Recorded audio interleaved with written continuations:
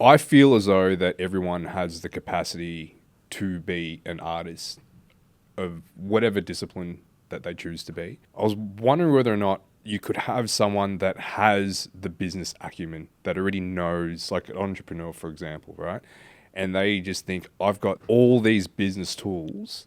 I've got a history of working in corporate. I'm sick to death of doing this. I want to start an art career. I want to go back and just express myself through that way.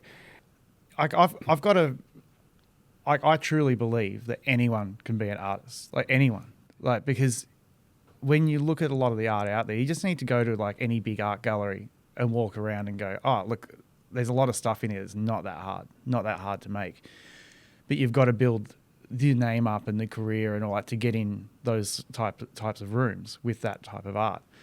But if you've got a good business mind and you're really highly motivated and you want to do it, like there's lots of art mediums that aren't too difficult.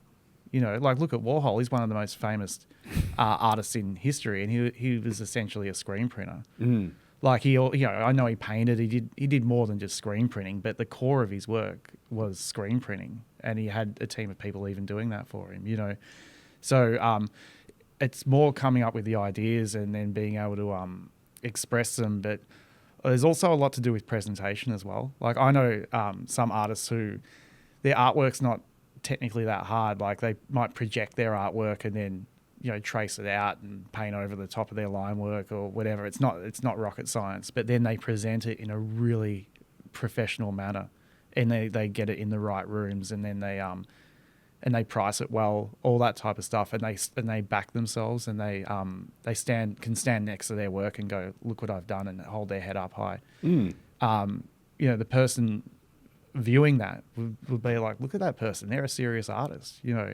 whereas another artist could look at how they've made it and go, gee, it's like they sort of cheated, they traced it, or they printed it out or whatever. Like there's so many ways of actually making your artwork. And also now with like video work, and there's so many different things you can do. Like, you could even do a video work where you don't even hold the camera. You just conceptualize it and hire a team of filmers and an editor and get them and the lighting team and all that sort of stuff and do it really professionally and package it right.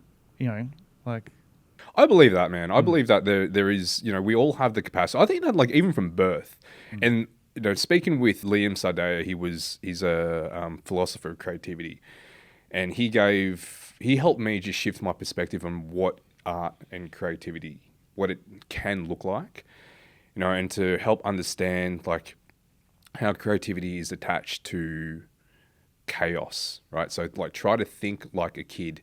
Try to remove as many labels and as many boundaries and limitations as possible and just freely express. And don't worry about anything, actually. Just get it, just do it and see where that takes you. For you, it's like, that journey of experimenting before you found that the airbrush was the tool of choice to complement the brush, the paintbrush. For people, it could just be even broader than that. It's like, what is their discipline? Is it a camera? Is it a brush? Is it actually just could be dance? And a lot of things that we don't do because there's this fear of judgment, not just from ourselves, but from peers as well. And it's just those limiting things that kind of prevent a lot of people from pursuing, it's any kind of artistic expression.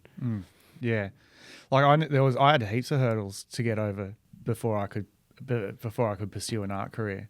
Like I had this belief that you needed to be able to paint like photorealism in order to be an artist, or I could just sit here with a pen and paper and do a drawing of you and it looks just like you. I thought if I can do that, then I've got the green light to go and pursue an art career.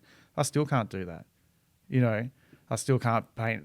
Like I paint portraits, but they're in my own style. But I've tried to paint them like more based off photos and all that type of stuff. I was sharing a studio with Adnate, who's one of the best, portrait painters in Australia, especially with spray paint anyway, and on large scale.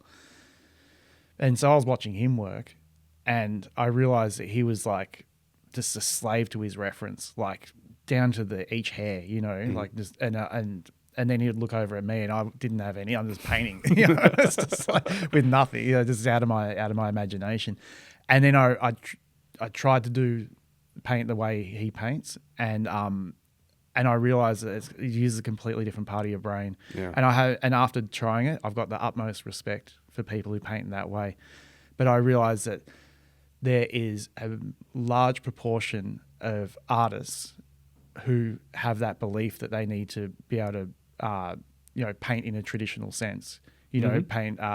If you look at any portrait prize, for instance, most of them will be painted trying to nail the photo, the reference images the best they can, and I feel that there's that not all artists are, I feel that if artists play to their strengths, then there's a lot more to explore